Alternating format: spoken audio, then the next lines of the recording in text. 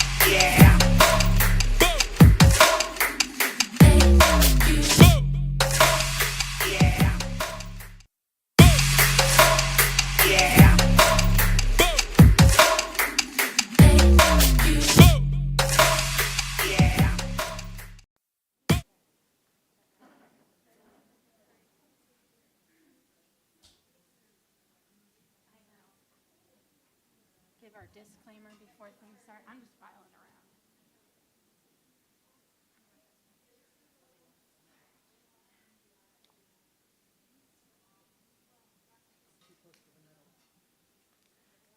Nobody wants the hot seat in the middle.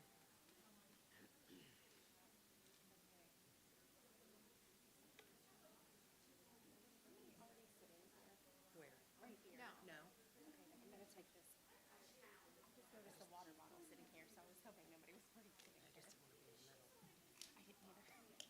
I didn't either. Two middle Should have brought like living. a farm animal or something. This homeschoolers This is great. do farm animals. I brought some of our books that we use, and I brought a 4-H book because that's part of our curriculum. There you go. I was trying to bring books and then I didn't. I figured you'd have a whole staff. I know. That's like probably what stopped me. Bring a whole library, so That's what stopped me. I should have though. And once I start getting them out and looking at them and like loving them, Really then I have a whole prepared. pile. That's because I have lots of want to put them things away. I want to blurb about. They're friends. We're visiting. Things that I wish somebody would tell me. Yes. Do more field trips. Kindergarten, first grade. So, do you know what I mean? I was so worried about. And that was early. You know, that was in 1998 when I was like, oh, we got to stay at home and do our school. Do you know what I mean? Yes. Not let anybody know. And like, let your kids have scissors. Like, just things that I see now that, and as a homeschool teacher, like things that I saw, like, please teach your kids how to address an envelope. I would ask them for self-addressed envelopes. Some of them didn't know their address. They had no, they looked at me like I was growing two heads. Like, I don't know, silly little things like that. Like, cover this. Oh, yes. You're fine. Yes. And like Becca covers like addressing, you know, because you don't use a Becca. It may see it in the curriculum. And see, that is good for some grades.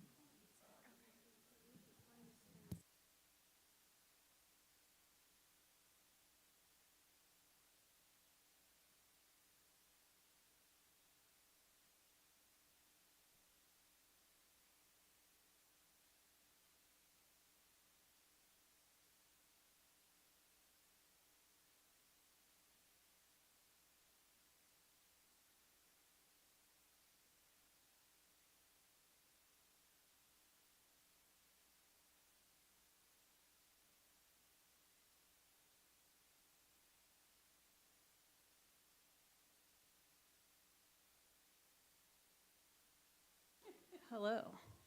All right. Welcome. Thank you guys for coming. I forgot what I was about to say. It's fine. Let me get the right paper. Okay, so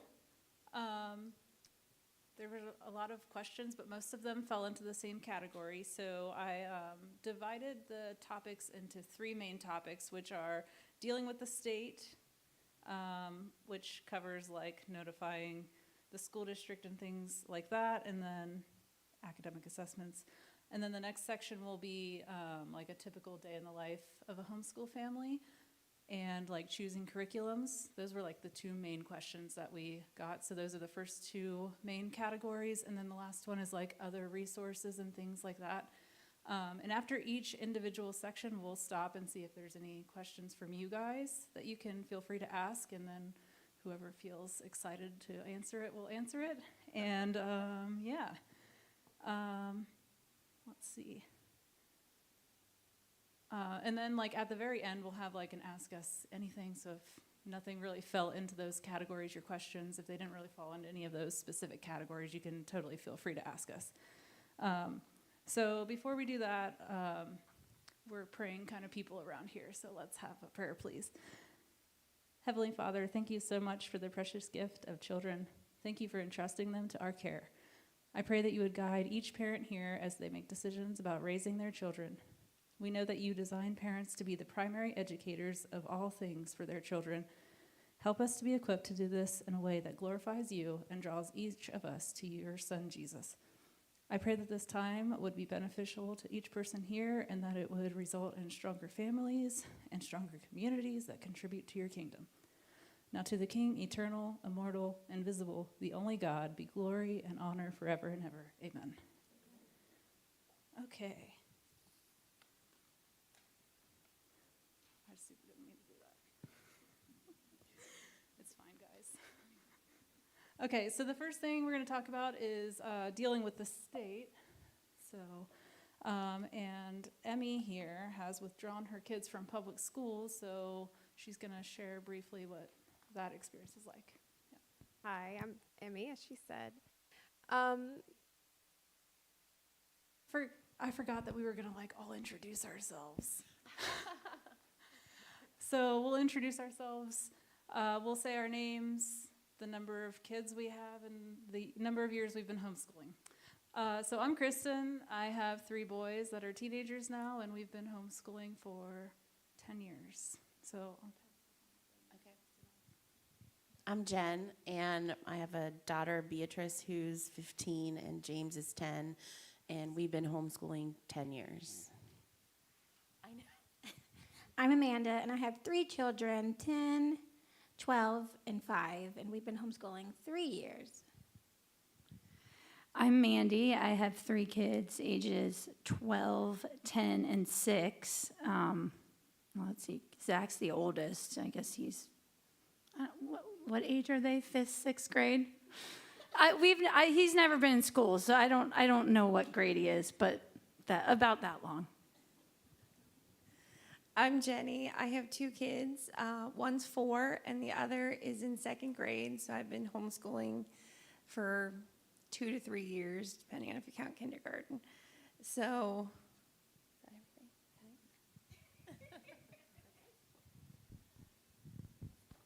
My name is Cindy, and I have 6 kids. My youngest is 6, and my oldest is 17. And I've been homeschooling since my oldest was in kindergarten, so a long time. I'm Emmy. I have 4 boys, 20, 17, 15, and 13, and we've been homeschooling 11 years. I'm Colleen. I have notes. I have so many. I'm kidding. I have 4 children. They're all old, so I'm not going to tell you their ages. They're all married.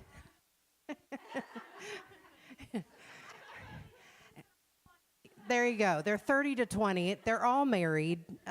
So we homeschooled for 23 years. My oldest was a couple months into 1st grade, and we pulled out, and then we homeschooled all the way through. I'm Heather. I have 3 kids, 12, 8, and 7.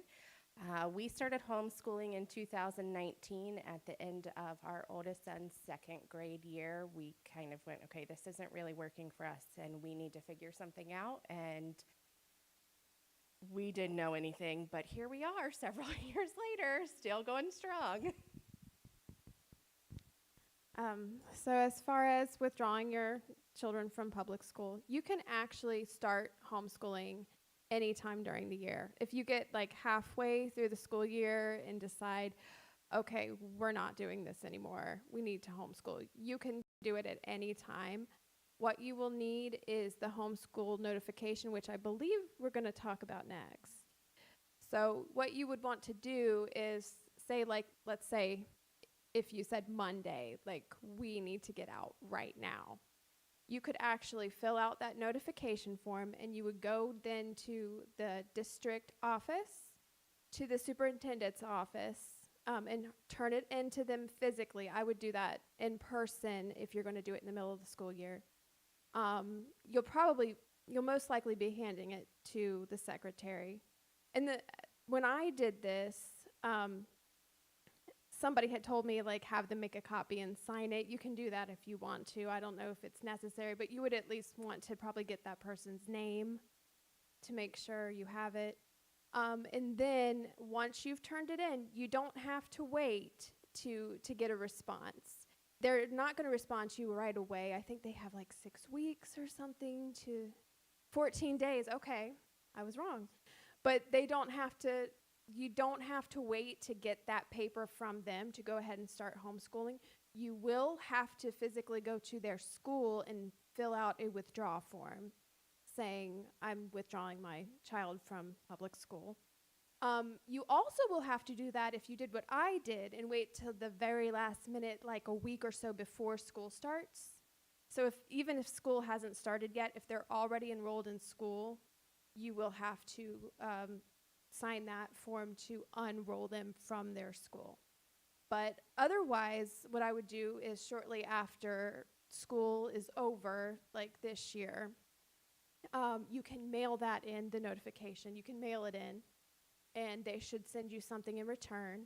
If it gets closer to the beginning of the school year and you haven't seen anything, I would just call them, make sure they have it. They know that, that your child isn't enrolled in any school or anything like that. But you can do it at any time. I'm trying to remember if there's anything else I was going to say. But I think that's about it. Oh, well, different districts react differently to homeschoolers. Many of them are fine with homeschoolers.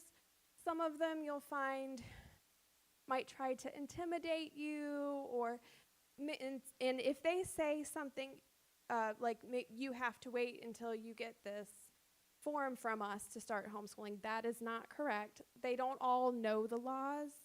Some of them are better than others at understanding what the laws actually are and dealing with homeschoolers. That would be a good time to have the HSLDA in place, but we will talk about that later. But don't let them intimidate you if that's the kind of district you're in. Did you have questions? Yes, it's confirmation that they received it. And really that's all it can be. They might use language in that letter that says, we've approved your curriculum or something like that. They don't do that. They can't do that legally. All they can do is say, okay, you've met the requirements, you've notified us, and you have stated that you will teach all these subjects. And we got that. And that's all they can do. They can't really go over your curriculum or anything like that. So.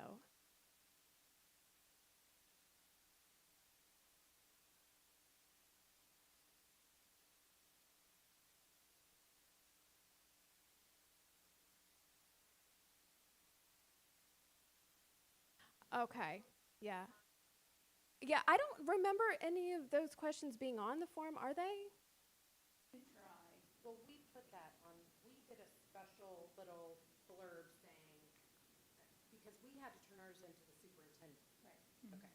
And so we said, dear Mr. Superintendent of whatever school, we happen to be in Little Miami, but we were in Lebanon at one point, we were in Toledo at one point, and we always just sent a little blurb at the very front that said, we are not, and we put something in there about, as Christian parents, we feel like educating our children is important. So we have put the religious piece on there too, so if there were ever any, now it doesn't seem to matter as much, but 23 years ago when I started doing this, it's almost like you needed a reason. And again, every school district is a little bit different, but legally, you only have to give them your address. And we would put that at the bottom. If you have any questions, or feel free to contact us at our home address, and we would put that it was in that first page.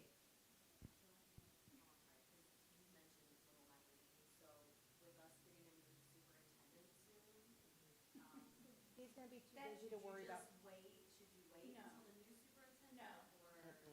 So by law, they all have, I'm an attorney, so I know all about what this is and what they can and can't do. And I've actually talked to school board members in Little Miami already about this.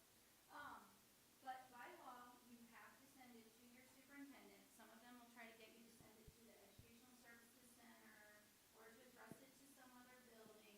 Don't do that. You send it to the superintendent's administrative office, and they have to follow the law, which is the superintendent has to sign it. Now, it's really a stamp, but it's their signature. And it's just a confirmation that they've gotten your documentation. They can't do anything else. So he's superintendent until he's not, and if there's an interim one, then it's going to be that person that signs it. But it doesn't affect what you do. You still do it exactly the way it says in the law. So you don't have to send it, if you send it to Powers and then the replacement, you have to send it to the new one? Nope, nope, they'll just, the new one will just send it if for some reason we get a new one in between sending and receiving your confirmation. Legally, they have 14 days. Right. So anything past 14 days from their receipt of your letter, they can say nothing, it's on them. They've made an error, they can't come back to you and say, give us more documentation. And I will say too, this is something you have to do every year. Yeah. Mm-hmm. You mail it, every summer or whatever. So even if you decided Monday you wanted to withdraw your kids right now, the notification you would be giving them would be for the rest of this year, and then you would have to send another one for the next school year. Well, and the reason that you want either somebody at the office to sign off. So I drop mine off, but I have a copy and I have them sign and date it. And the reason you want to do that or send it by certified mail is to show that you're in the right if they pass their 14-day time period. So that's why, sorry, that's why you want a receipt of some sort, whether it be them sign it at the office or whether it be do it by certified mail with return receipt. Because that way, if they try to tell you that you have not legally complied with the homeschool laws, you can throw that back at them and say it's been 14 days. You're the one that's not complying. Right, I meant to mention that too, yeah. Certified mail when you do that. Also, another thing to add in is that when you send it, they have to receive it within 7 days of the first day of their school year. So it doesn't really matter when you start your school year, as long as they have that notification within 7 days of starting their school year. So like last year, I think Little Mammy started on August 15th. I was really bad and I mailed mine out on August 15th. So they definitely had it within that first week. I typically try to do it a little bit earlier than that. I just kind of forgot. But just know that they have to receive it that first week of school. Well, but to be fair, that's new for all of us. So I almost forgot too. You used to have more time, but they changed the law. I think it was last year. So now we all have to report sooner than we used to have to report. And that was one way that my husband felt part of the, as the president, as the principal in our homeschool. That was his duty for the year. He dropped off the paperwork at the superintendent's office and got them to sign off on it. Because, he's a big guy. They're not going to. But honestly, these schools are so busy and they have so many other things to think about and do. They really, truly, the longer I got into this, probably by year 15, 18, it was probably a month or two after school started before I ever got them my paperwork. And nobody ever said anything. But I was busy. I was homeschooling. I had high schoolers. I had, so there is a law, so we should follow it. But as you get old, you don't. What is your question?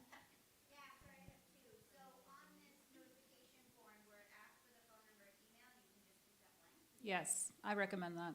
I would not give them your email address. Don't give the government more information than they need. It's my general policy in life.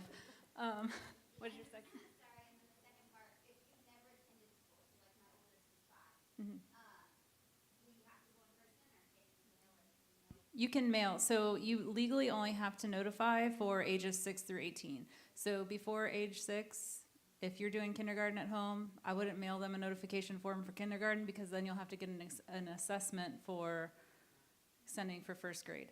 Well, and they have to be 6 before the first day of school. Yeah. So if you have a kid that's like mine that's in the fall, like his birthday's September 1st, I did not have to notify for this year when he's technically first grade even, because he did not turn 6 until after school started.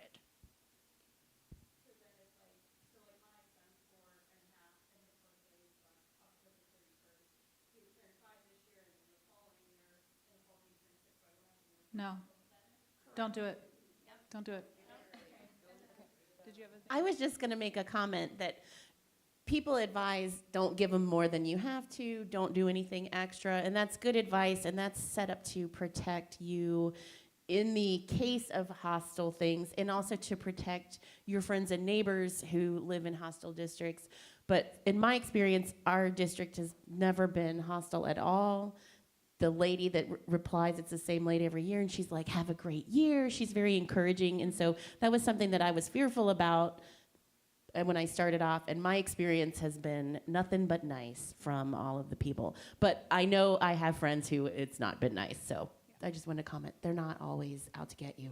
Excuse me for interrupting, but if you have a question down here, could you raise your hand so I can bring you the microphone so the people online can hear? Okay. Oh, okay. Can we actually, I'm going to tell you the next, the notification, I have a little blurb that I wrote up about actually notifying, and then if you still have questions after that, then we'll ask. So for me, the most important thing to know about notifications is that you are not asking them for permission. You are not. They are your children. You can do whatever you want with your children. It is not their right to tell you how you can educate your children. You are notifying them of your intent to homeschool.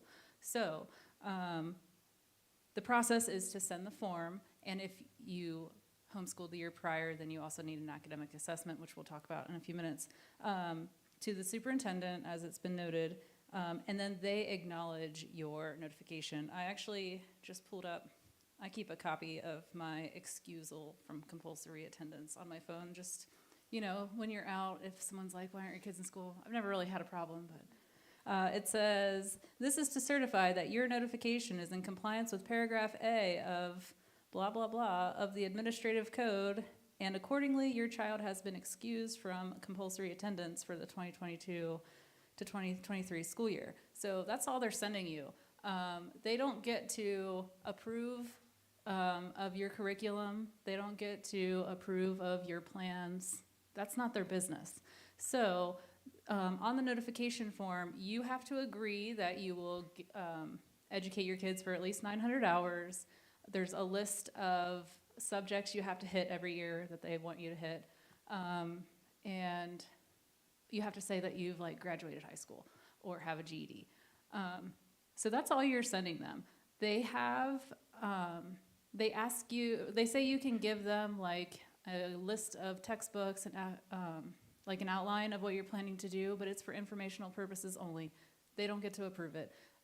And I would suggest not even doing that. I have a copy of a letter that I use back there actually that just says, we're going to use whatever books we find interesting, that's led by child interest, etc., and we'll cover all the things. So that's generally how I notify every year. Some people really like to make their outline to have a plan for the year, which I like to make an outline and plan for a year too. I just don't send it to the government. Sorry. Government is good and God ordained, but you know, that doesn't mean that you have to invite them into your home. Sorry. It's okay. Let's see. Yeah.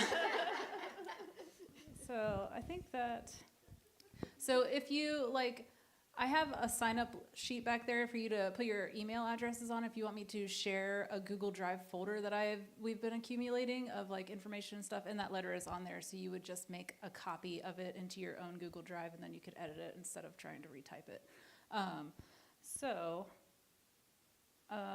Yeah, you don't have to like take attendance or keep track of your hours. They're learning all the time. Yeah. Really. So Bake a cake, don't worry they're too much learning about that. fractions. Yeah. Yeah, that's another point that was intimidating to me at the beginning, because it says something like you're required to do 900 hours, 900 I think is what it is. And you're right, you're learning all the time, and if you really do take on homeschooling, the culture of your family kind of turns into, there's always school. Every dinner conversation is homeschool too. Yes. Party was homeschooling. So you get those 900 hours right away, and then you can just relax and don't keep a tally and don't stress about that.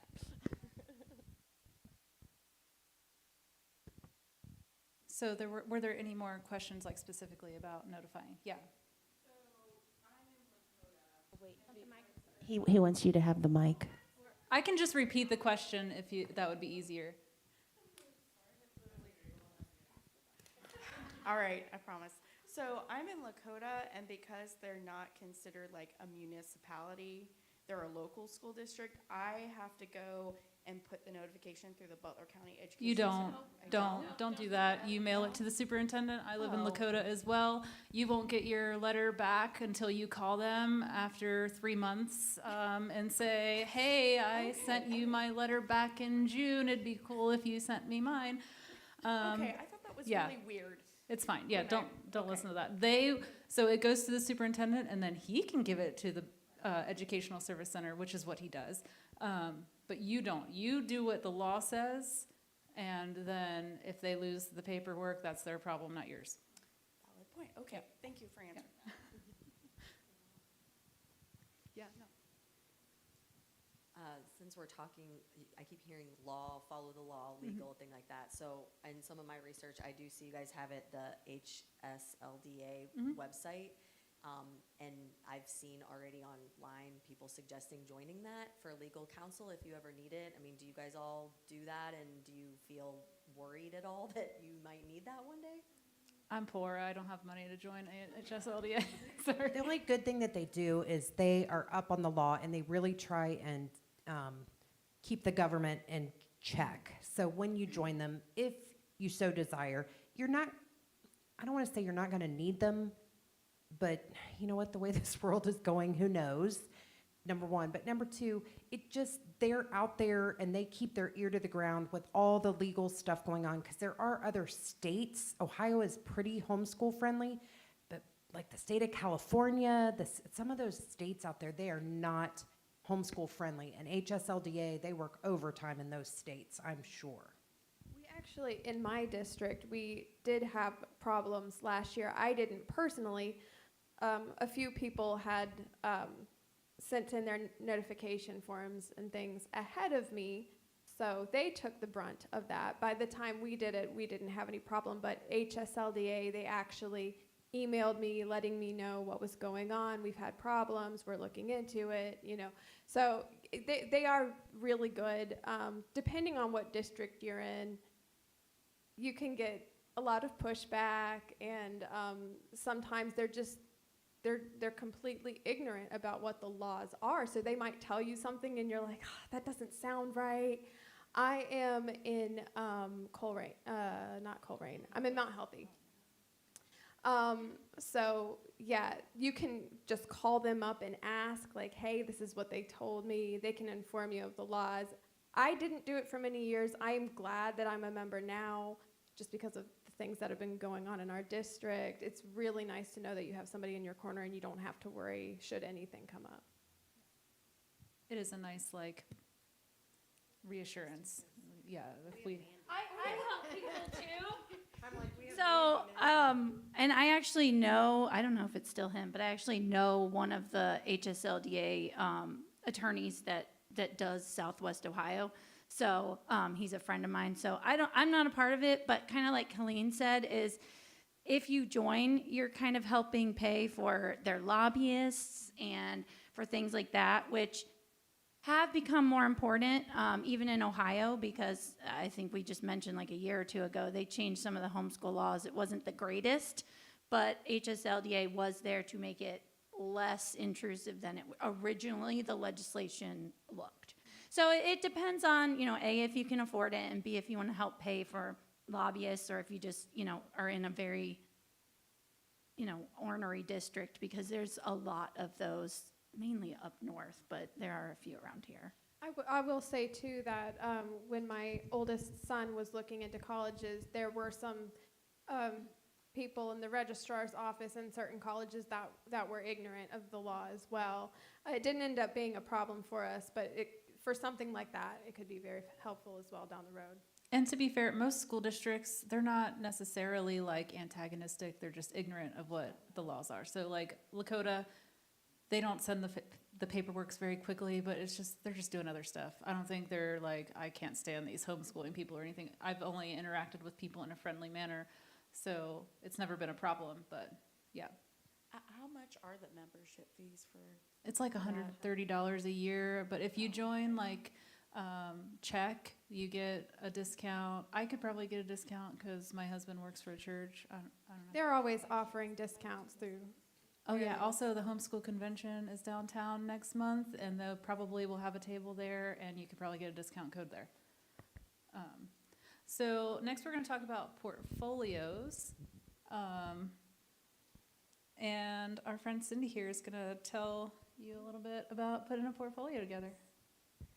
So I know there's lots of different ways to make portfolios, and I don't know if you brought one, but I brought a couple of my kids. I've never seen anyone else's homeschool portfolio, so I feel like sharing this is sort of strange. Okay, first of all, yes, I have one for each of my kids. It's basically a binder, and afterwards, if you want to come look at it, you can. But I have a picture of my kids, and then I just take a sample of their work throughout the year. So math pages, like beginning, middle, end of year. Writing, beginning, middle, end of year. Not every subject gets, like history, science, they have little blurbs in there, but I do not like do it probably consistently enough to have a piece worth saving from beginning, middle, and end of year. I also put any awards they get in there from any kind of activity they do, or a class they take if it comes with a certificate, or any kind of completion certificate, anything like that. I also take pictures a lot if we go on field trips or if we do things. So I will put pictures. It's almost like a scrapbook, really. I have pictures, what we did. Sometimes the kids will write something about what they did, but I'm not like super good at that. If on the rare occasion I do a report card, I will stick a report card in there. I'm just gonna flip through here because it's actually, I know, my kids are so little. So like samples of their work, if they wrote an essay that I felt was worth keeping. And then the other thing I do, which I kind of started a little bit late, was for each grade, I write the resources that we used. So I do that mostly for my memory, but like the curriculum we used and activities that they were involved in, any accomplishments they had, because sometimes we don't always do organized type things, but that they learned how to do something, like learned how to read, which is a big one, or tie their shoes if they're little, milking a goat, like whatever, just it can be kind of random, but it's very personalized, depend on each of the kids. And then I didn't include it yet, but the excusal letter, I just found a giant stack of them recently, and I was going to put them in their portfolios because I was like, I don't know, I feel like I should keep them. They're I'm sure it's garbage at this point, but you know, from when they were in kindergarten or first grade. 2 years, you're supposed to keep them? I don't know. I feel like it's like your taxes, like you should hold on to everything for 7 years. I don't know. I mean, once you get a new one. That's kind of how I feel too. So we don't save, well, I have them, but I just happened to have them because I was cleaning out something else. So I might put like artwork in here, pictures, but it is basically a giant scrapbook of their things. And yeah, so that's pretty much it. If you want to look at it, you can. I'm always interested in what other people are doing because you can find some things online, but I feel like I've never seen anyone else's portfolio. Now, is that Nate's from the beginning? Okay. Yes. So people know that's not yeah. 1 year. No, this is not 1 year. So this is my son who is 16, and so sorry, yeah. So when you're notifying each year, you have to send an academic assessment if you homeschooled the previous year. And one of the ways to do that is to have a portfolio review with a licensed teacher. So I meant to say that. That is an important. Yeah. An important The other piece. one is standardized testing. So this is why she obviously has done portfolio reviews. So I do, and I don't do them every single year. I do intersperse some testing throughout.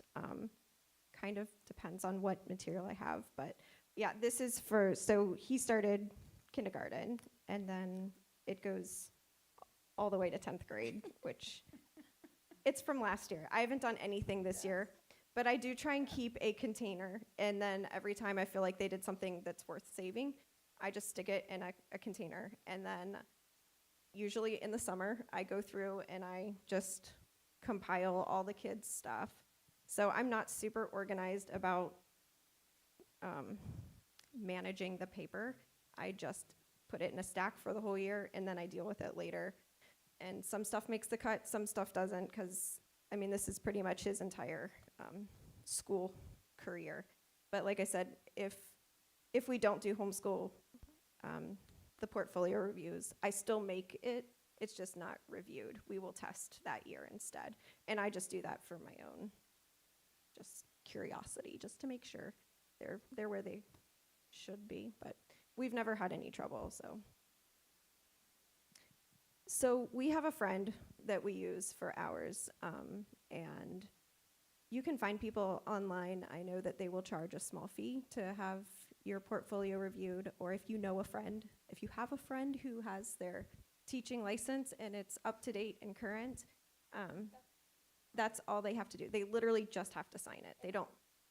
I was just going to say all that you will be giving the school then is that piece of paper with their signature on it saying that they have reviewed it. The other thing too is that they're just looking for improvement from year to year. So your person, your teacher, is not there to quiz your kid or to give them a test or ask them. I mean, they can ask questions about what's in there. Tell me about your field trip, or I like this paper you wrote, or whatever. But they are not there to give your kid a test. That's not the point of it. It is just to show progress from year to year.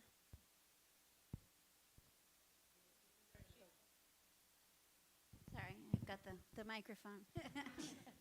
So this is the first I've heard of the testing. So if they, fail it, essentially, is that like really high stakes? Like what happens? No, it's Testing is just for your benefit. Yeah. The only reason I ever did testing was to see how my kid was doing. And like her, I interspersed it with, and my assessment was just having a friend sign it that was a licensed teacher. She knew my kids. She knew, because literally they don't have to be at grade level. They just need to be making improvement. There are some kids that are 2 grades above where they are, and then there are other kids that are not. And so you don't have to have the genius kid to homeschool. Your kid just has to make improvements every year. And just to say, I never did this. This is amazing, okay? Mine are banker boxes in my basement that I'm begging my kids to take now because they're all married, gone, and they have little moccasins. Nobody wants them. My mom tried to do the same thing. Oh my gosh, I need to. But they, okay, you can go through Micah's because I'm like, please take these 12 years of stuff. The specific phrasing is adequate yearly progress, I think. So they just have to say you've made adequate progress. We test every year because I think testing is a skill. So you just pick and choose what you want. And you send them the percentile that they've made. That you don't have to send them all the test scores and the composite, they get so many paper numbers on these tests. You just send them the percentile. That's it. They don't need to know anything else. And the bar is very low.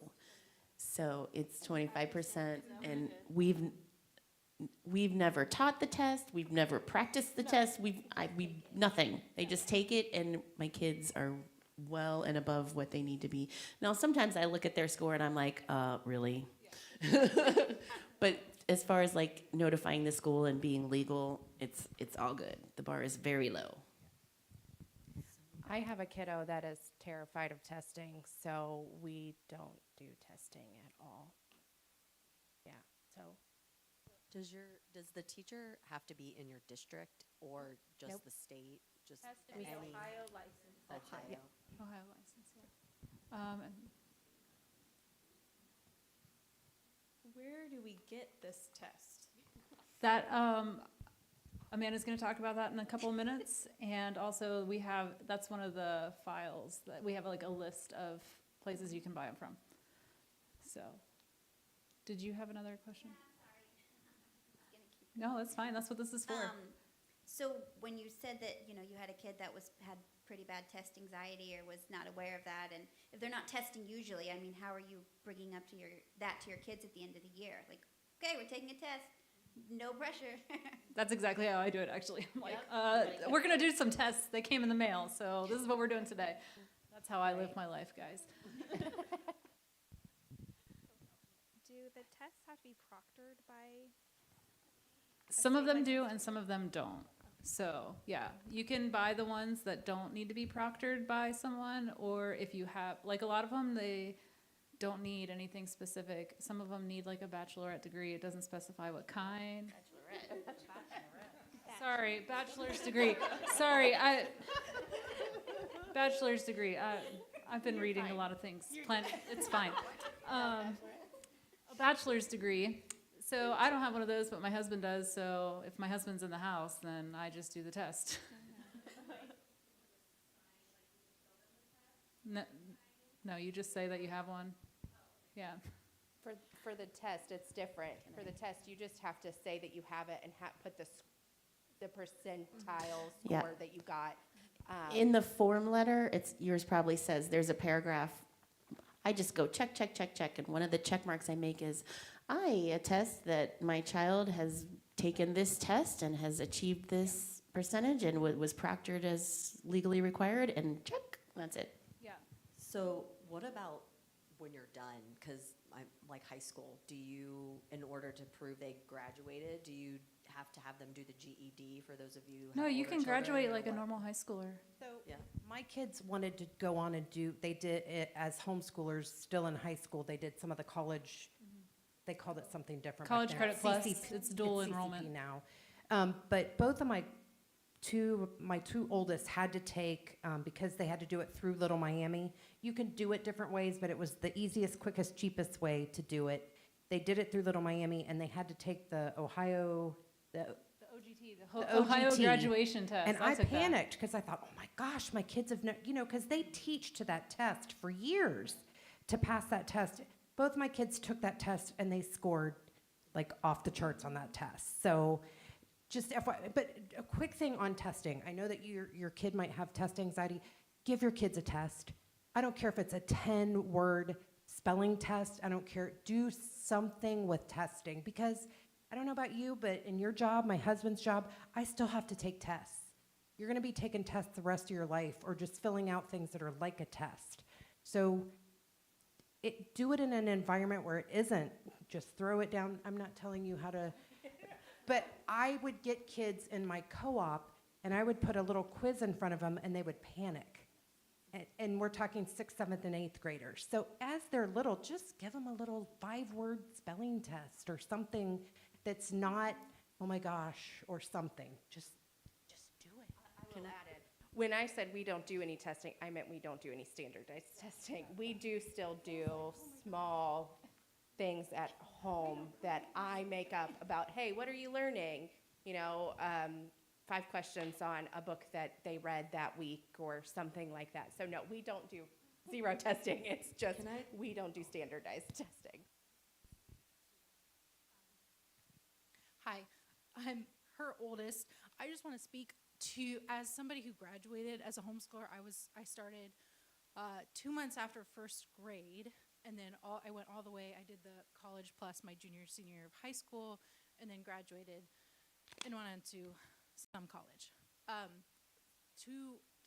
wanted to speak as like a student who did homeschooling and did testing. We did standardized testing, and then my 7th grade year, we did a very PEP. What would you call PEP? It's pretty intense. It's a co-op, but it's like a college prep co-op. Yes, and it's pretty intense. And we did standardized testing from, I remember we would do it through our other co-op where we met one day a week. And so I had done standardized testing. We'd done ABECA testing. But then when I did the college prep co-op, I had I will never forget this. I got an F on my Earth and Space Science, my first test. I remember taking it home. I remember crying because I knew I was going to be in so much trouble. And I did get in trouble because I'm not an F student,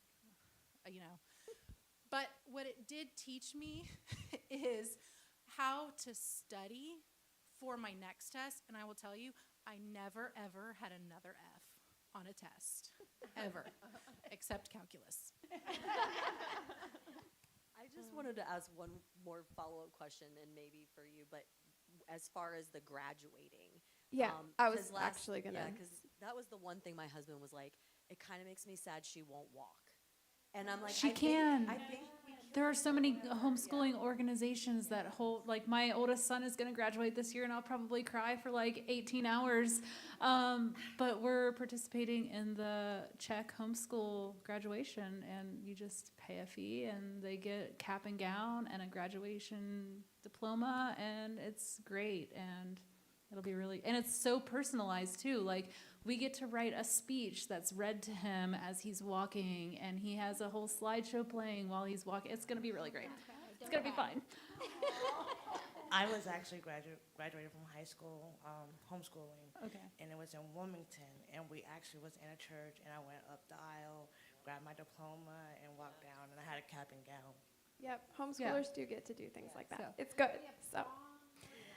Yeah, we have homeschool prom. We have all the things. Cincinnati is a great place to homeschool because There's so many different organizations. You get it. Just the fee is a little bit higher if you're not a part of Czech. I think so. I had to pay $200. I'm a member. It's $250, I think, if you're not a member. So, and actually, you might as well just join for the year for $25 and then pay $25 instead of $250. Can I pile on? Yeah. We're in a co-op, and they have graduation every year, and it's a small co-op, but it's really precious because it really is the whole family. Mom and dad are standing there, and it's a church co-op. So the minister gives a charge to these 4 graduates who've grown up together. I mean, the tears are going, but it's really wonderful, and it's preferable to the way I graduated high school by 10 miles. As far as you will be issuing the diploma, and it is a legal diploma. So when they go on to college, you may want to you may want to do the SAT, or I'm drawing a blank on the other one, ACT. Thank you. That's the one we did, and I couldn't remember the name of it. But then your diploma, which you will issue, and their transcripts, which you will fill out, and then that last letter that you got from the school district, just saying that you met the requirements. That's all that the college is going to need. So you don't need anything from your school district, which that's what some people wanted to tell us, that we actually had to go through the school district. You don't. You don't need to go get a GED, any of that. The diploma that you issue is a legal diploma. Yes, it is. And, sorry, I have something on everything. So I had a kid go to Xavier, I had one go to UC, and one go to the University of Toledo. All of them got scholarship money. Homeschoolers are sought after. Why do you think that is? Because they're good students. They know how to work on their own. They're self-driven. Now, all 4 of my kids did not go to college. I have one kid that is very hands-on, and he went straight into business, and he's doing great.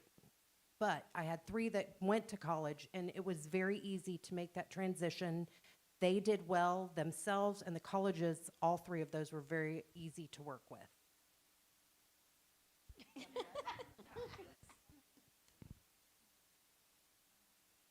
So now Heather's going to tell us how she assembles her portfolio, and then Amanda will tell us about some testing options. Okay, guys, I am not as organized as Cindy over here. So here's how we do ours. Ours is filled out by a friend of ours that is a teacher every year. And we are, this year at least, we are doing ACE PACES for our curriculum. And so we have these little tiny books, and we've gone through about 10 of them this year, and we will probably finish 15 before we do our assessment. Just because my kids love them and they enjoy working them, and they beg to do their schoolwork all the time because they're weird. But so what I will do for this year is I will I will show them the first book that they did and the last book that they did in every subject. And she'll probably look at about 3 pages of each one of them and go, great, you made progress. And then when we get home, the kids have a choice. I don't do a big binder. I give them the choice of keeping it or burning it in our fire pit. Most of the time we burn it in our fire pit. So there are things that I have kept and put in a box, some of the special things. But we have a huge celebration at the end of our school year. Not that we really ever stop our school year. I mean, we kind of just continue on. But once we do our assessment, everything that we have done from September until our assessment, which is usually in July, we just take it and pick what we want to keep and throw the rest in a fire pit. And we have s'mores and we have a big party, and that is kind of a highlight of our school year. Being able to just say, okay, we're going to do things our way. Yeah, somebody saw it. We don't care anymore. Cool. Let's get rid of it. But it's just a little sample that we keep. And, my kids, the one thing that they show off every year is their 4-H books. And they do keep those. And so then they take them back to our assessor every year and they go, look, my handwriting looks so much better this year. And she's like, oh, hey, I can actually read it. So, just those little things where they can tell that there is improvement is all they're really looking for. So, yeah, we're not quite as organized, but we do have our own little system that works for us. And that is kind of the point that I wanted to make. When you are homeschooling, it doesn't have to look like everybody else. You're going to find a path that works for you, and that's how you're going to do it. And, it might change 1,000 times before you find that right place for your family. But as soon as you do, you will know and you will love it. And if you don't, then change something. Also, you're not trying to emulate a public school because it's not going to work at home and it doesn't really work there either. I'm sure you'll get to it, but do you primarily, especially when they're younger, focus on reading, writing, and arithmetic, or is it, art and music and all of those things count even if it's not similar to how traditional would be? I think you can be as traditional or as non-traditional as you want when they're young. And I'm going to preface that. When they're young, that is the one thing I wish somebody would have told me is do more field trips. Do more of the fun stuff. Kindergarten, first, second, even into third grade, I wish we would have done more of the fun stuff. Because kindergarten, you shouldn't be spending more than 2 hours a day in kindergarten. 30 minutes, kindergarten, Okay, guys. so I was mean, but literally, more than 2 hours, then you're doing way too much, right? Kindergarten, first, second. By the time they get to fourth grade, that's when you kind of have to start buckling down. You don't get to do as many field trips in my house. We didn't do as many, but but when they're young, and do things like do the cutting. I can't tell you how many kids I get that can't cut. I had a 5th, 6th grader that didn't want to come into my Sunday school class because we did cutting and she did not know how to cut. She had not learned that fine motor skill. So there are some things that can kind of slip through the cracks that you don't think about.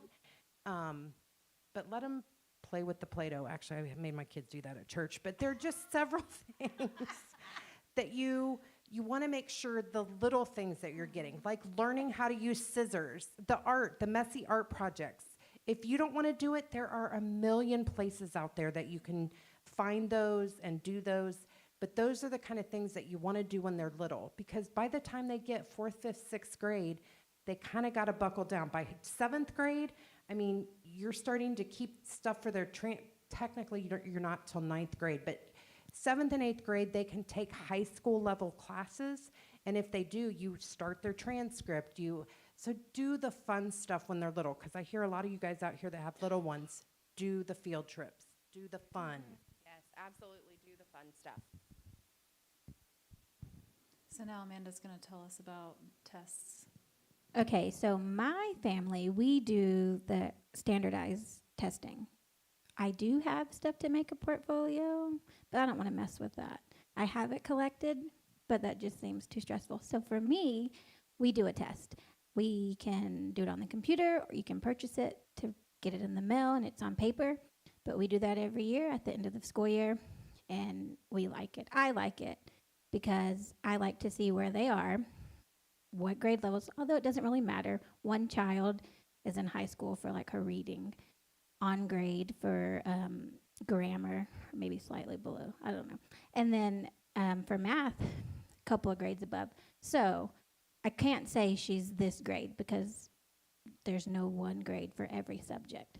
And that's the great thing about homeschooling. So I know a lot of people stress, oh, well, is my kid on grade level? Don't think about that. Are they learning? Are they improving? That's what you want to focus on.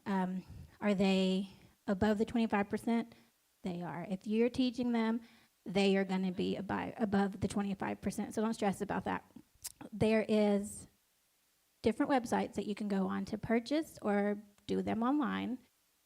There is the proctored testing, and is someone going to talk about that in a minute? Okay. So there are ones that are proctored, but for what we do in our house, I go online, they do everything on computer. It takes about 2 to 3 days because we do a little bit one day, and that's all school they do that day. They just do this test. And I tell them, it's not a test. It's just seeing where we are. How am I helping you? So I tell them it's about me being your teacher and your mom. So don't stress about it. Just do it. If you don't know it, just guess and move on. So you do have some tests. You do have to have at least a high school diploma. Depending on your test, you do have to have a bachelor degree. It just depends. So when you're researching it, that's info you have to pay attention to, okay? And then I submit that at the beginning of the next school year when I submit my notification. And I do want to say, this year I notified my 5-year-old was homeschooled. I didn't know you didn't have to. Now that I've done it, he does have to have an assessment. I will not do a test with him. I probably will do a portfolio with him because he's 5. Who wants to do that? He doesn't, I don't. It'll be lots of tears if we tried. So I'll do a portfolio for him. But now that I have submitted that he is being homeschooled, I have to do it every year. So technically I wouldn't have to do it till he was 7. But because I've done it, the next 2 years I have to. So just remember your assessments or portfolio, whatever it is, it has to be submitted with the next year's letter of intent to homeschool again. So the main tests that we've used are the California Achievement Test, which just requires a high school diploma. You can do that printed or online. And then there's like the Iowa, I think that one requires a bachelor degree.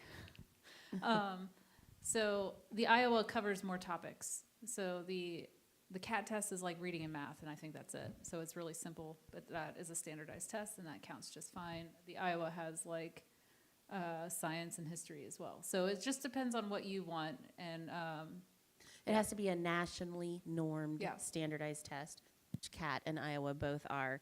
And I was just going to mention, so testing as a skill and that idea, the Hamilton County Educational Services, I think is what it's called, Service Center. So they just sent me in the mail yesterday that they are offering for the homeschoolers in Hamilton County, which is a whole bunch of districts, proctored Iowa testing. So if you want your kids to have that experience, if I go into this big classroom and I sit there and take this test with a teacher and a timer, you can do that. I can't remember what the cost was. I was going to bring it and I forgot. It wasn't a big cost. And I would add too with the testing, if your kid bombs the test, you don't have to send it. Then your fallback plan is get the portfolio review. So you really are out nothing if you let them take the test. And I love California because it's online and results are instantaneous. My little perfectionist who needs to write A++ at the top of all of her papers wants to know immediately, how did I do? What's my score? So that's what I love about California. And it's like $35 or $40 maybe. So it's super cheap. Yeah.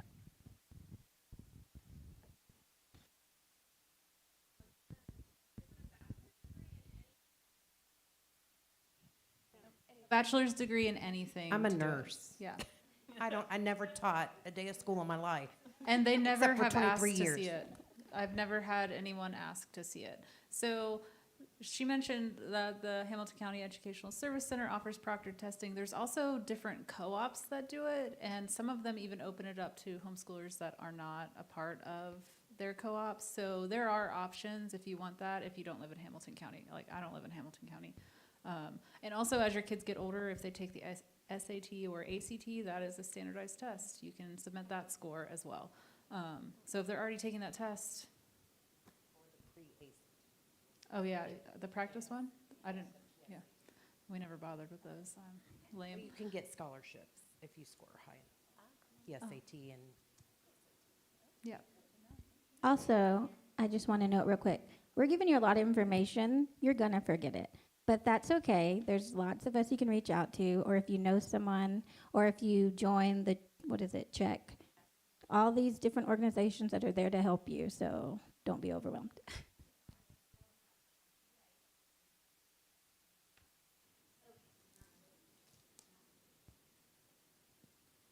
Okay, so does anybody else have any more questions about like dealing with the state, notifying, or any of that kind of stuff? Okay, so then we'll switch over to styles of homeschooling, and we'll have a couple of our friends here tell us about like a typical day in the life of their homeschool. So,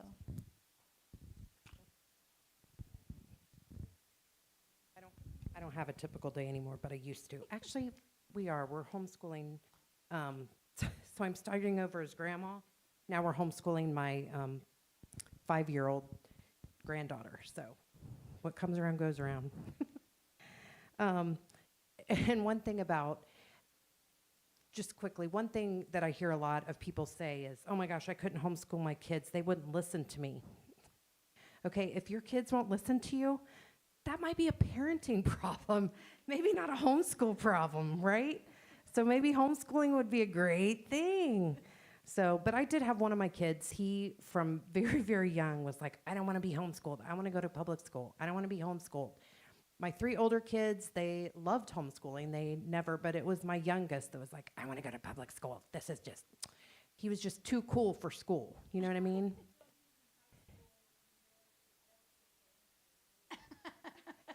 He still wanted to go to public school, but just to, so the other day, it wasn't long after he was married, and they were talking about having kids and blah, blah, blah. He said, Mom, you're going to have to homeschool my kids.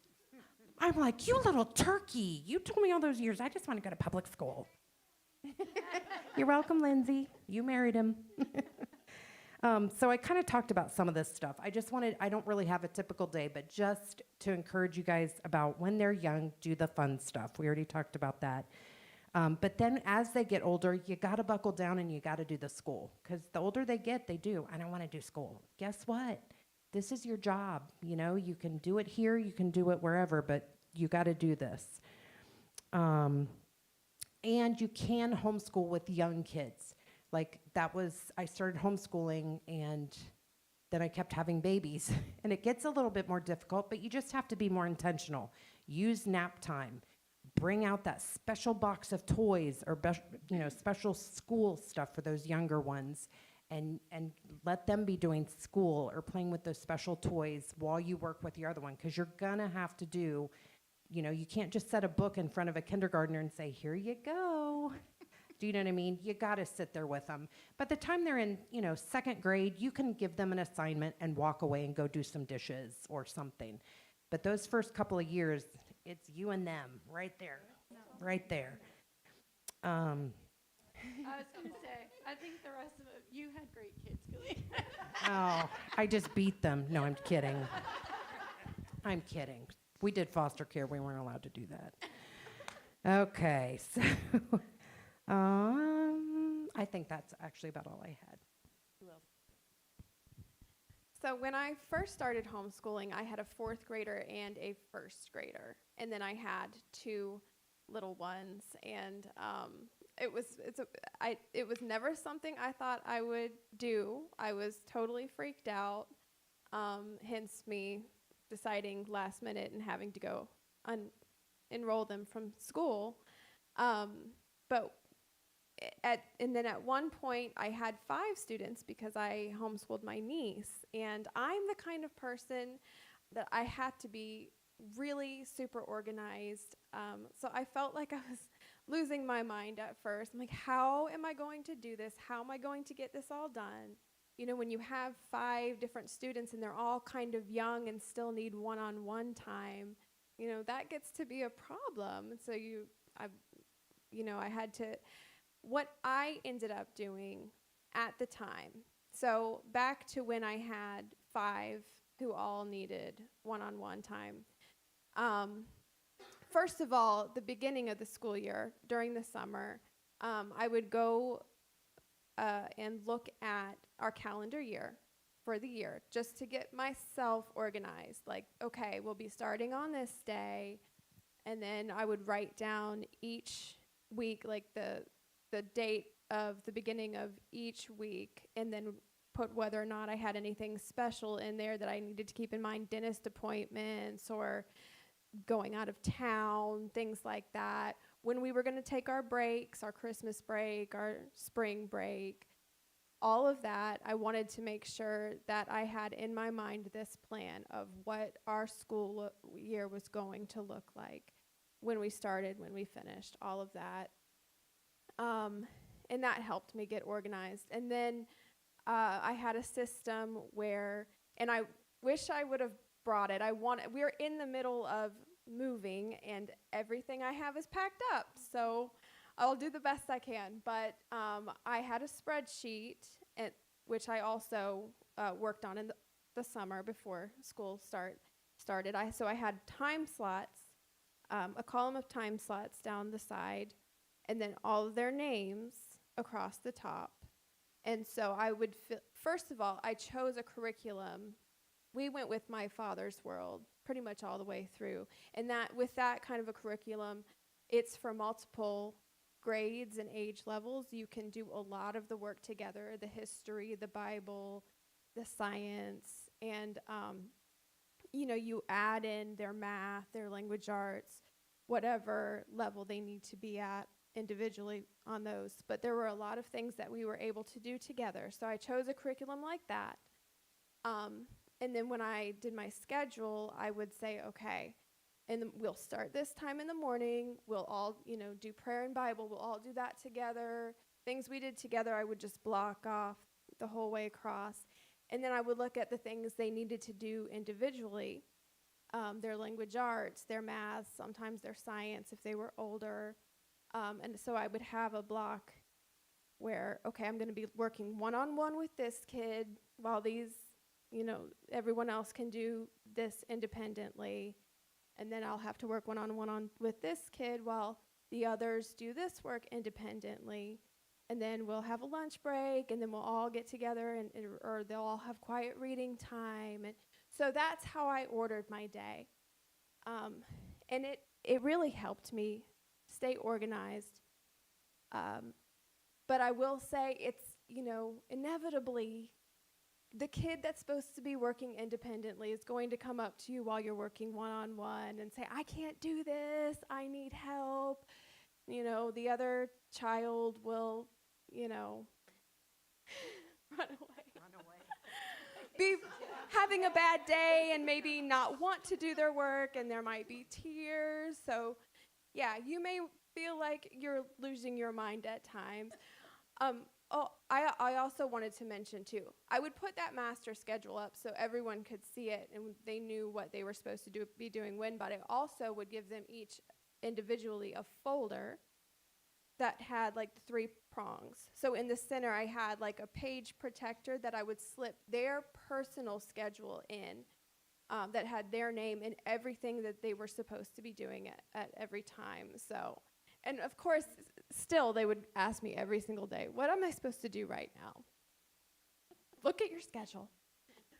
But I'm kind of one of those people that felt like I needed to check off all of the boxes. This was very helpful for me to stay organized. It is not the most important thing to check off all of the boxes, okay? I just want to encourage you in that. They are learning all the time, and especially with homeschool. Like she said, do the fun stuff. Get out there and garden with them. Cook with them, go on field trips, go take a nature hike and have them journal. I mean, do the fun stuff. Don't freak out about not being able to check off all of the boxes every day. It's not going to happen. It's not going to happen. And you'll have those days where just everything is going wrong, everyone's in a bad mood. There will be tears. There are going to be tears. Sometimes it's like, let's have a Sunday. It's sunny outside. Let's get outside and just take it easy. And just this week, I was reading the story of Mary and Martha, and how Martha's running around trying to get all of these things done and freaking out and like, Jesus, don't you care that my sister's not helping me? Well, she's chosen what's best, That is what's the most important thing. Why are you doing this in the first place? Bring them to Jesus' feet. Bring them to his feet. That is the most important thing here. That they're seeing your heart, that they're seeing, the way that you live. You are teaching them Jesus. You are teaching them love. You are helping them to have, this loving, warm, caring environment where they can learn and grow. And they are learning and growing, even when there are tears. And there will be. But yeah, that is the most important thing. So I want to encourage you in that. If you need to, if you're one of those people that need to be organized, try the best you can, but just remember, you're not going to check off all of the boxes all of the time, and that is okay.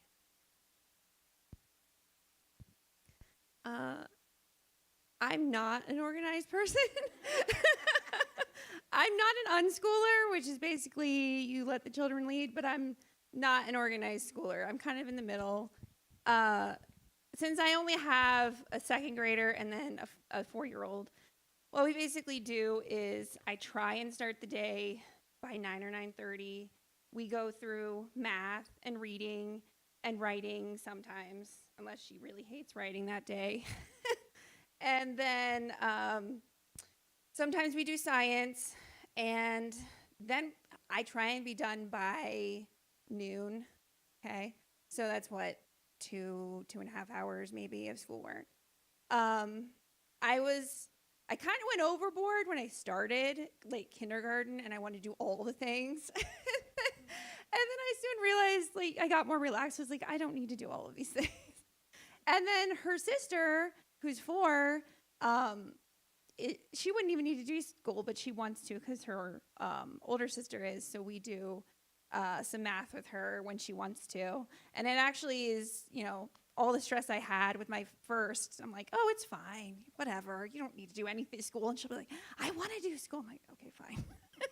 But otherwise, I supplement with, we do lots of field trips. So if we have a field trip that day, most of the time we don't even do school. That's considered school. And then I have co-op on Friday. And I'm an art teacher, so that's where I do all my art, so I can make the mess somewhere else.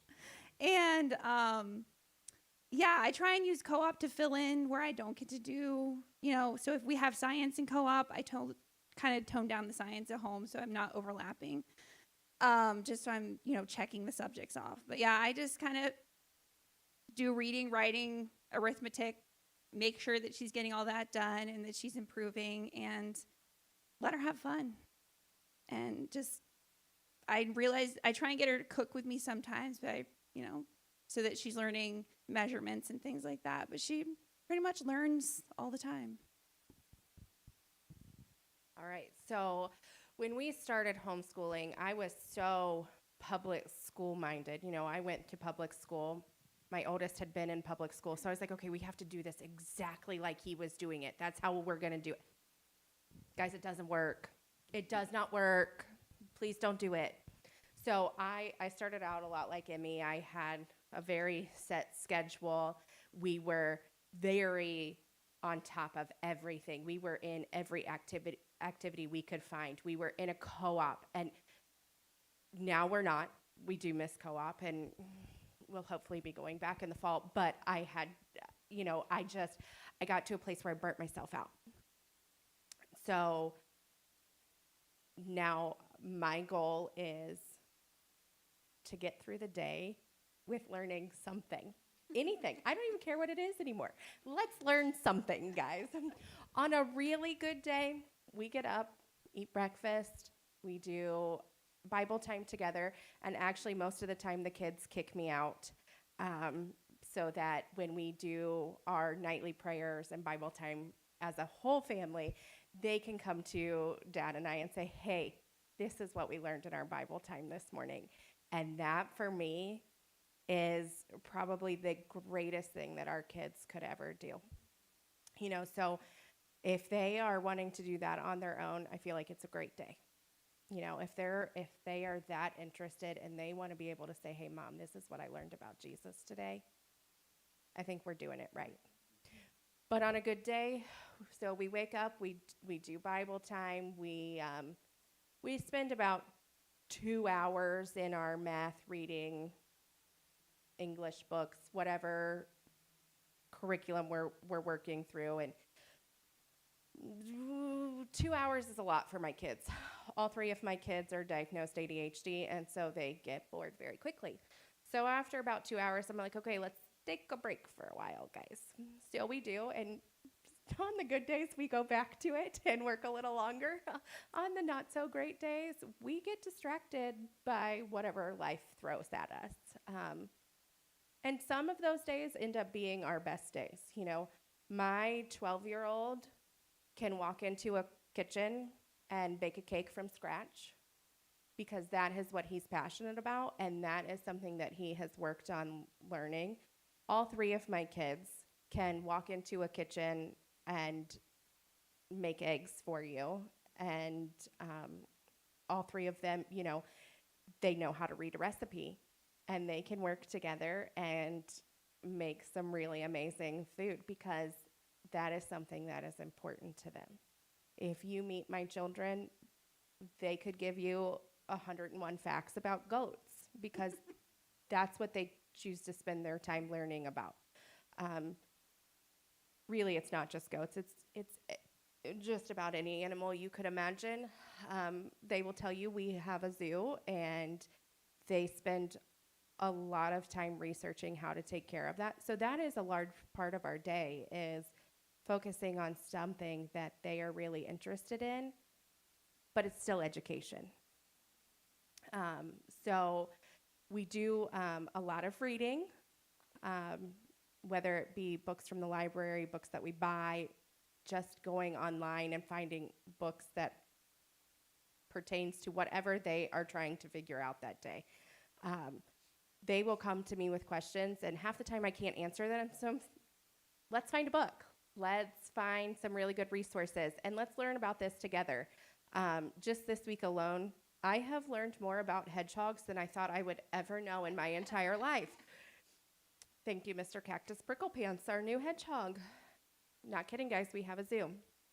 But really, it is a full day. We are constantly learning something, whether it is academic or a life skill. Those life skills are not things that they're going to be taught in public school most of the time. You know, at 12, my son is able to balance a checkbook. He is the treasurer for our 4-H club. So for us, that is more important than sitting down and doing every academic that they should be doing, because he's learning in that process. You know, he is learning how to do math. He is learning how to write so that people can read it, because guess what?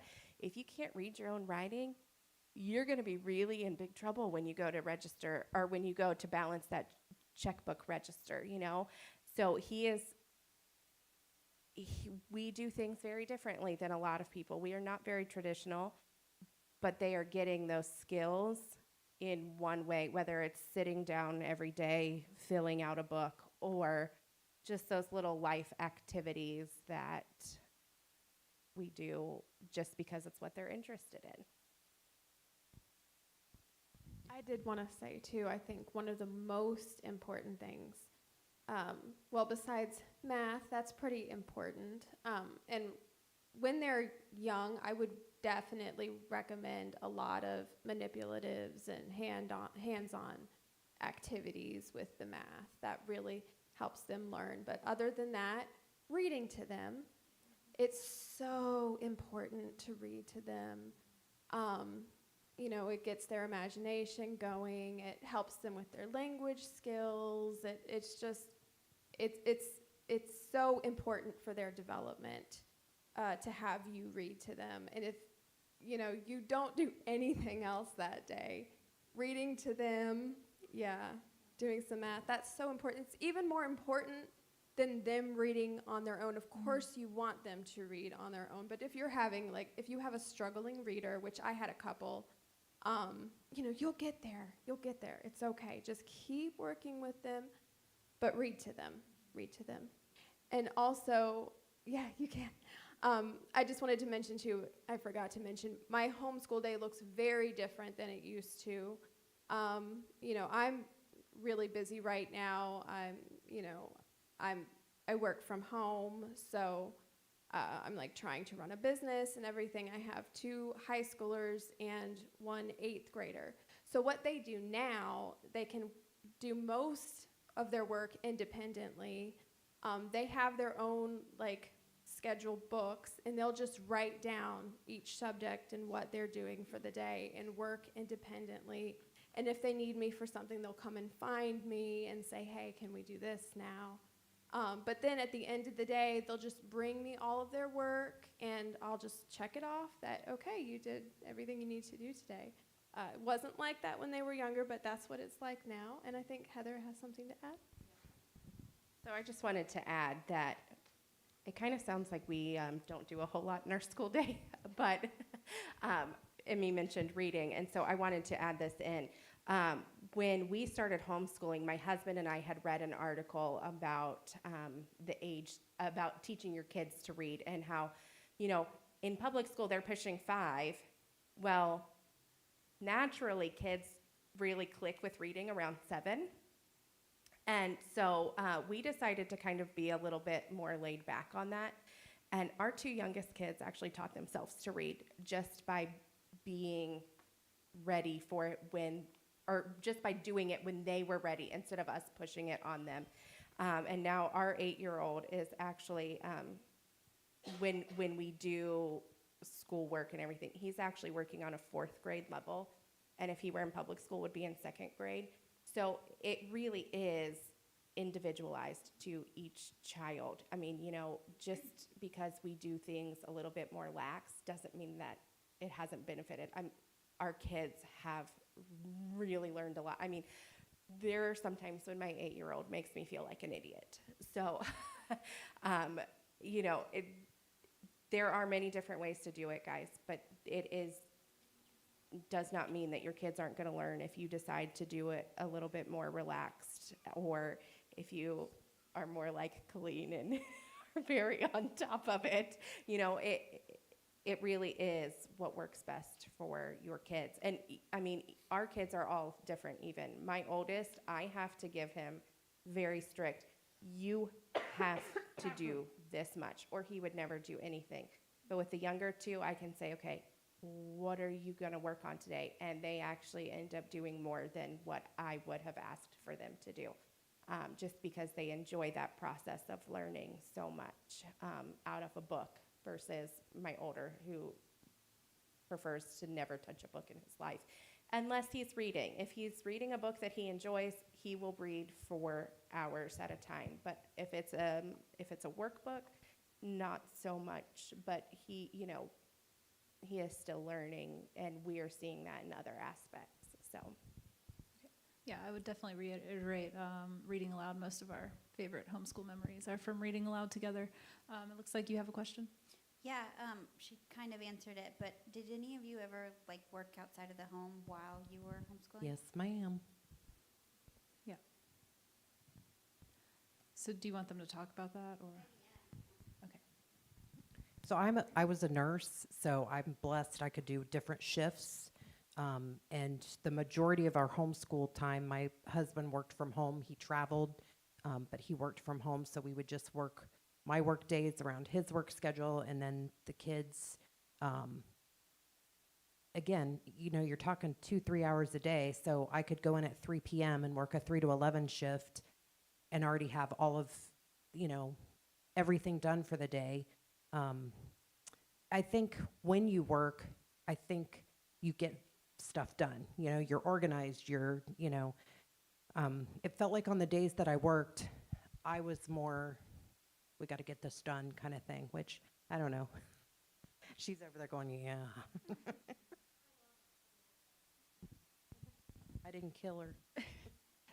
So I work very part-time, but I have a law practice, and I do most things by appointment only, and then I do all of my desk type work from home. But I have a great support system. My mom, she doesn't work outside of the home, so she helps, and my sister's around. But I agree with Colleen, if I have a trial, I think I had it was a 2-day trial one time. It's I had all their stuff ready to go, and when they got to my mom's house, I'm they have to do at least this, and then they can do whatever they want, but make sure they get it done. And so you can. I mean, for people, I've heard it a lot that it's like, well, I can't do this because I work. It actually, you can, because as you've heard, most of us don't do more than a couple hours a day of school. So there's that. Most of us don't do a consistent 5-day-a-week school day or school week every week. So there's that. But then you can organize yourself better for those days when you do have to work, and they might even get more done than you would have if you had been at home, because they even sense like today's different and we have to do it differently, or mom might be really stressed out by the end of the day. So Yeah, I work part-time most of the year, and then election season I work around the November election. I worked about 130 to 140 hours a week for 7 weeks. So it got a little crazy for us. Benefit is my husband is working for himself. So he took a few days a week and helped with homeschooling.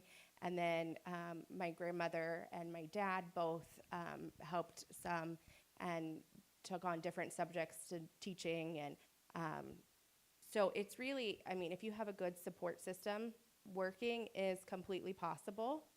I was never as organized as these two during my busy work schedule, but the kids always still managed to get at least what I wanted done, usually more, especially on the days that they're with Grandma, because Grandma was a school teacher, and she is very, you need to sit at this table and do work for 8 hours. So actually, they got really far ahead in November.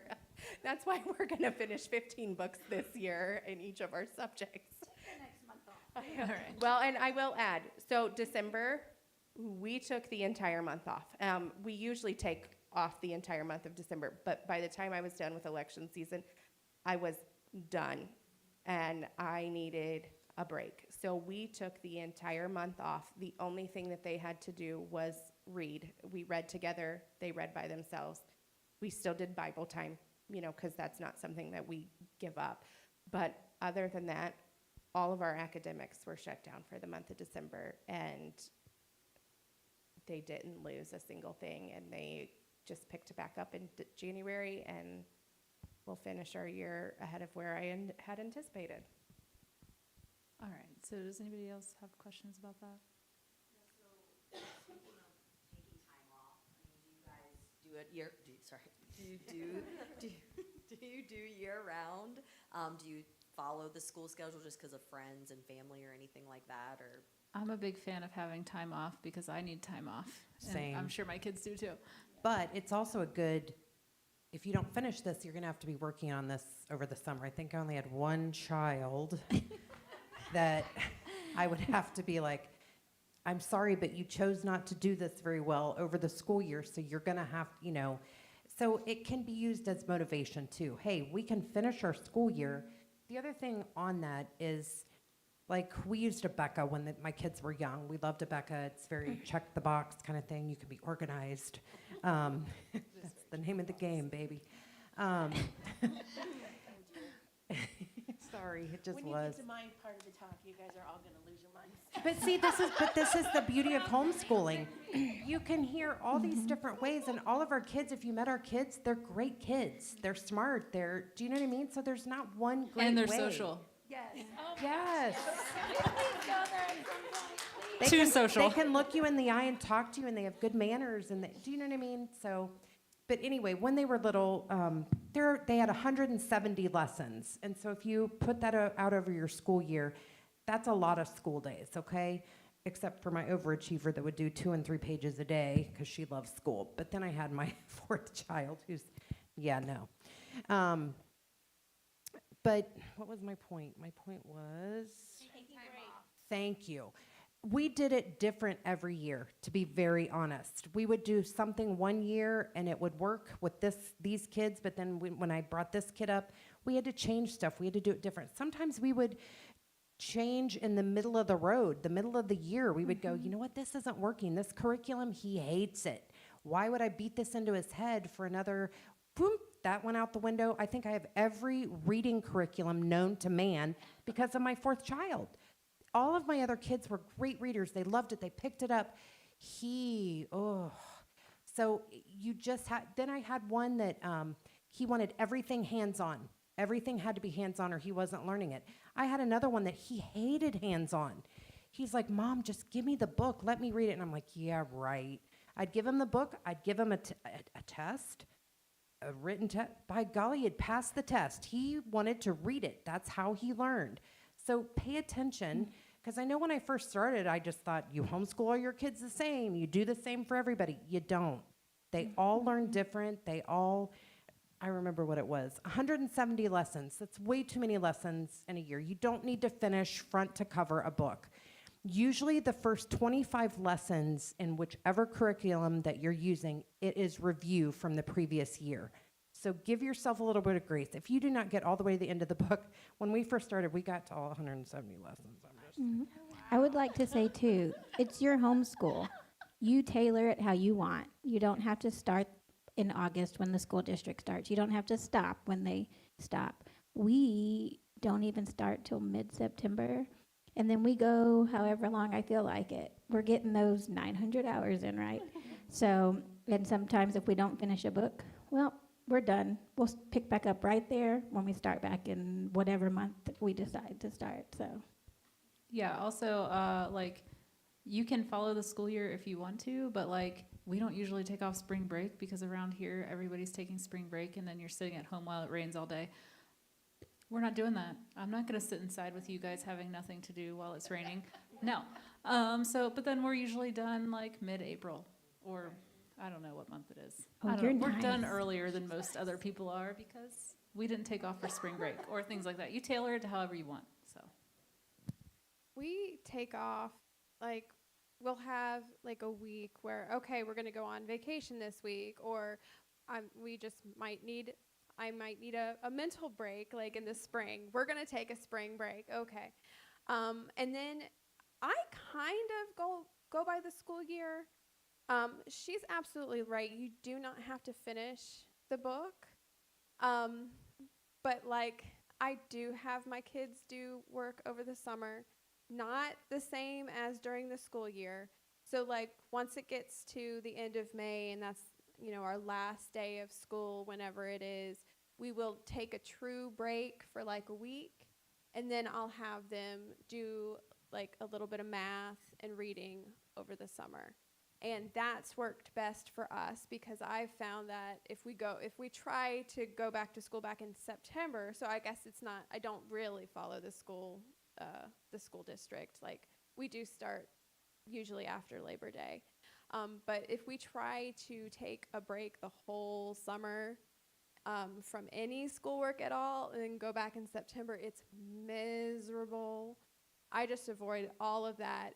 They don't like the fact that they have to do math and reading and stuff over the summer, but it's not a big deal. Like, I don't make them do it every day. They're only getting 4 days a week of school, math and things like that anyway because of co-op. So we do it all year round. When they were younger, I think I only had them do it like a couple days a week, or I say, math maybe on Monday and Wednesday, and then reading on Tuesday and Thursday. Now that they're older, I just have them do it 3 or 4 days a week. Depending, but I'm like, just get it done in the morning and then you'll have the rest of the day to do whatever you want. But we do take breaks. Like, we'll take a break, like I said, the beginning of summer, and then before we start back, we'll take a break when nobody's doing anything. But that's how we do it. So. Sometimes we take breaks just because I want to take a break. Or we planned a bunch of field trips the same week. Oh, that's our break. My kids are like, are we taking a spring break? We did nothing last week. That's your spring break. That's right. Yeah, I did. So I've just kind of like looked around the internet just for, research sake. And I've seen some things where people just do like checklists of skills. Like, when your kid's 5, by the time they're 6, they should know how to like count by tens. Like, have you guys ever used anything like that? No? Okay. Just curious. it's crazy too how much they just pick up being in that environment. Like when I started with my 4th grader and 1st grader, I had 2 little ones. And I was just blown away by how much they picked up just by being in the room with us. Like that is one of the coolest things about homeschooling, the environment you're in. You know, it's an environment of learning and growth, and they just pick up on so much just even being around you in that environment. So that really gives you, I think, a leg up on the public school system. And so, you know, when you're so worried about, are we, you know, on track? Are we doing the right things? Like many people have said, most likely you're going to find that they're way ahead of schedule. Just, you know, just by being in that. I don't really know how to word my question. So, like, I went to public school, went to college to be a teacher, left it because I didn't agree with it, and now I have little ones and I want to homeschool, or I'm considering homeschooling, right? And, you know, maybe it's just rewiring, but the teachers always had a lesson plan. So, you know, they spend all summer, they create a lesson plan for the year so that when the week approaches, they know what they're going to teach. So do you use that same approach when you homeschool? Some people do, yeah. Actually, that leads really great into the next section, which is people telling you what styles, like how they chose their curriculum. And some people choose curriculums that have literally everything that you're supposed to teach them laid out for you already. So, was I supposed to? I pretty much talked about it, but I had a lot of friends that were teachers that did the lesson planning because that is how they were taught, and that kept them on track. I started doing lesson planning, but what would happen is we would have a day and somebody would get sick or something, and so then I would have to redo my whole lesson plan for the next week. So I went to just check boxes, and so I would put the days on them, and it just helped me. As they got older, I would put specific page numbers or something on them, but having to redo a lesson plan every week got to be too tedious. But I know people that did lesson plans like through the whole year, and they kind of use that almost as their portfolio kind of thing, like, or what they accomplished or what, you know, whatever they did. But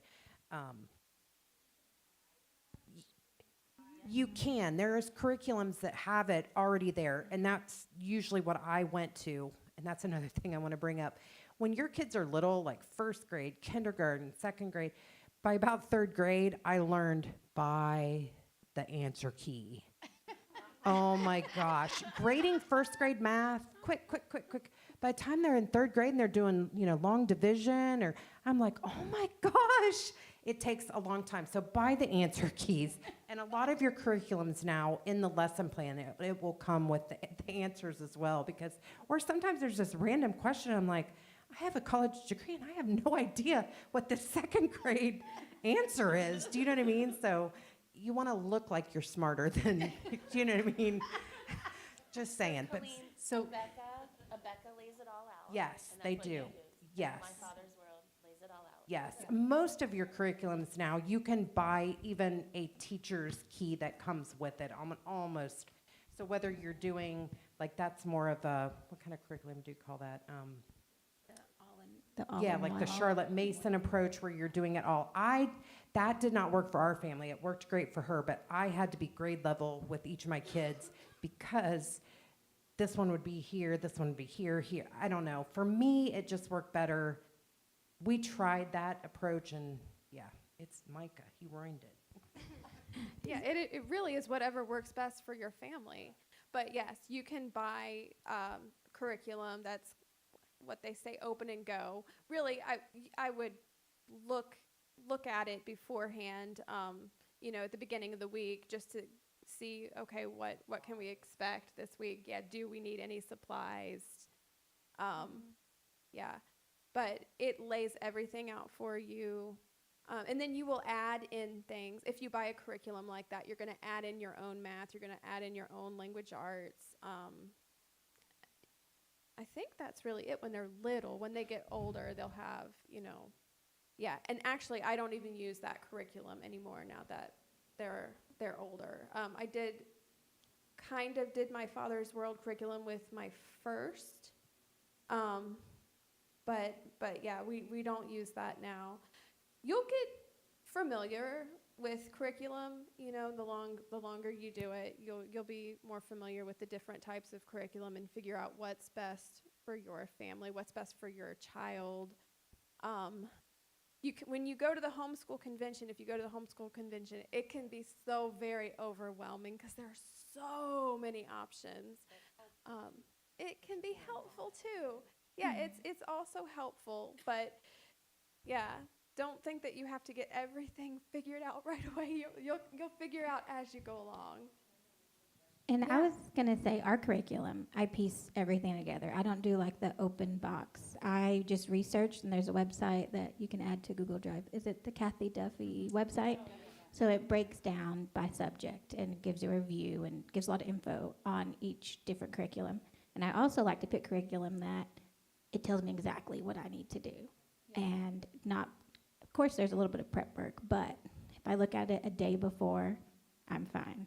But we piece everything together, and one thing for one kid might be different for the next, or your kids are different. You're not going to have the same curriculum for every three. You might, but you might have one kid who does everything completely different than the other two. I have a quick suggestion. Do not buy every grade level of one curriculum when you're first starting out. Okay, so I made that mistake. Of course, I got it used, so I got a really good deal, but I bought first grade through seventh grade of Sunlight curriculum. Great curriculum. I paid less for all of them than I would have paid for 1 year buying it brand new. Not a huge deal, but it didn't work for us.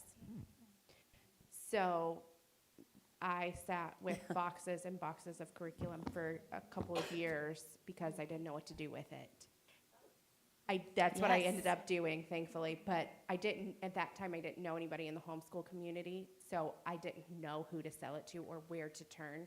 I have since sold it, but do not buy every grade level of a curriculum until... I actually don't recommend ever doing that. Just, I would do 1 year at a time. That way, if something changes in your house and you go, oh, wait, this doesn't work anymore, you're not out a ton of money. You have just what you needed for that year. Okay, so I answered this question quite differently. How I chose the methods I currently use. And so how I chose the methods, there are different philosophies of education. So if you haven't done this ever before, what's your philosophy of education? Okay, so there are many, just gobs, and yes. Oh, switch. I'm flashing, that's bad. Okay. So I'm gonna sneak peek on my resources, but the book I always recommend to someone who just knows nothing at all is by Lisa Welchel, of all people, if you ever watched The Facts of Life in the 80s. But she wrote, So You're Thinking About Homeschooling, okay? And she follows 15 fictional families through their homeschool day. But so there's 15 educational philosophies on display in that book right there. And so then I personally sort of honed in on classical and Charlotte Mason. And so those have all of these meanings, and they can be wildly different from each other. And with a Charlotte Mason, I can't imagine a Charlotte Mason homeschooler with a spreadsheet and a bunch of checklists, but there probably is one, but I'm not one of them. And sometimes it takes you years to figure out that you're a Charlotte Mason. As I'm typing this up and rereading everything I typed, I'm like, holy crap, I'm a Charlotte Mason homeschooler. I had no idea. I didn't know. But now I know. So how I chose, I read the Lisa Welchel book. I sort of analyzed how that felt to me. And then another part of your educational philosophy, what's important to you? What do you want to spend your day doing, and what are you good at? So I was never going to be spending my day in science. We're never going to do calculus at my kitchen table. But what I know and love is books and reading. So our content is just number one going to be about the great books and the great conversation, which is that's a classical term. But if you don't know what that means, it's the idea that throughout the whole history of Western civilization, all of the great thinkers and leaders and people who were leaders in the church and people who invented things and had ideas, they wrote books. So like Thomas Jefferson read Plato and Aristotle and Homer, right? And so did every other great, important, amazing leader that you have ever heard of in the history of the West until the last 100 years. They all read the same books, and these books are all talking to each other and informing our culture and informing our way of life and our civilization. So that's our content, is the great books and the great conversation. Okay, so that's how I chose. I picked a philosophy because if you've ever seen the Rainbow Book of, it's like bigger than the telephone, the Rainbow Resource Guide. It's bigger than the telephone book, and that is the things that you could go and buy. How would you ever narrow it down unless you first know, I might be a classical person, or I might be a Charlotte Mason method.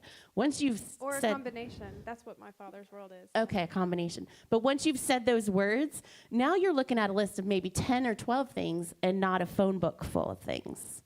Okay, so how did I choose? That's how.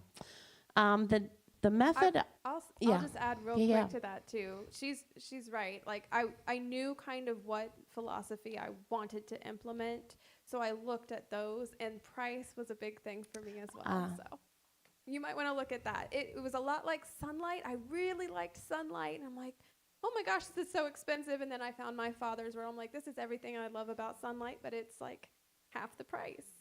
So. Yep. So next method I wanted to talk about is together time, which is what we call it at our house, but other people call it morning basket or morning time, which it turns out is kind of a Charlotte Mason-y thing. And I chose it as a survival tactic. My kids are 4 years apart, so I couldn't do 2 separate days with them. So you real quick start thinking about what can we do together? What can we do together? Turns out a lot. And it's not because my oldest is slow or my youngest is a genius. And I'm learning in community. So that's another philosophy of education that I've grown into is I'm rehabilitating my own education in some ways.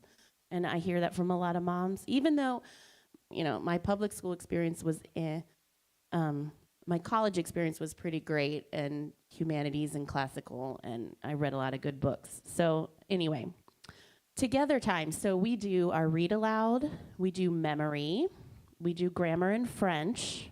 That's our current together time, because I want together time to be less than 2 hours.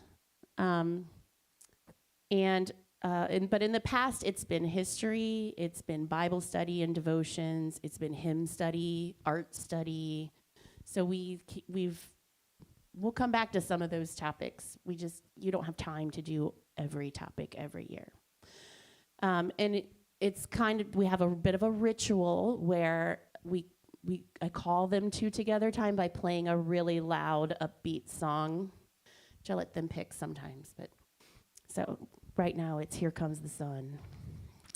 But that's like better than me being like, come to the table, come to school, right? Because sometimes that's what you have to do. They're doing their own thing, they're in bed or whatever. It's like, I'm playing the song now, you have 3 minutes. And then, do-do-do-do. And then we all get there and it's like, okay.